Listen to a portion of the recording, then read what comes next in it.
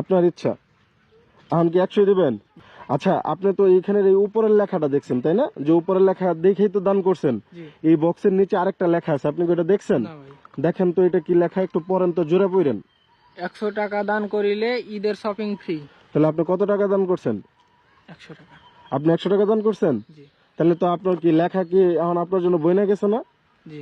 এটা কি আপনি জানতেন আগে? না। বা আমি কি আপনারা বলছিলাম যে এর জন্য 100 টাকা দান করেন? না না। তো এই ব্যাপারটা কেমন হইলো? ভালোই। একটা সত্যি কথা বলি আপনারে, মানে আমি মূলত কোনো গরিবদের জন্য টাকা তুলতেছি না, আমি জাস্ট দেখতেছিলাম যে এই দিক দিয়ে যত মানুষজন যাইতেছে তাদের ভিতরে আমার কে সাহায্য করে, বুঝছেন? আমি জাস্ট এই জিনিসটা দেখার চেষ্টা করতেছিলাম। তো এই দিক দিয়ে আমি আপনার আগে অনেক মানুষ দাঁড়া করাইছি যারা মূলত এই দিক দিয়ে ভ্যান গাড়ি চালায় যেতেছিল, রিক্সা চালায় যেতেছিল, অটো চালায় যেতেছিল। তো তাদের ভিতরে কেউ কিন্তু আমার 100 টাকা দেয় নাই। তো এখন আপনি যে দিলেন, আপনি তো এই যে পুরস্কার জিতে গেলেন ভাই, এখন তো পুরো ব্যাপারটা ক্লিয়ার হইলেন। এই টাকাটা রাখেন।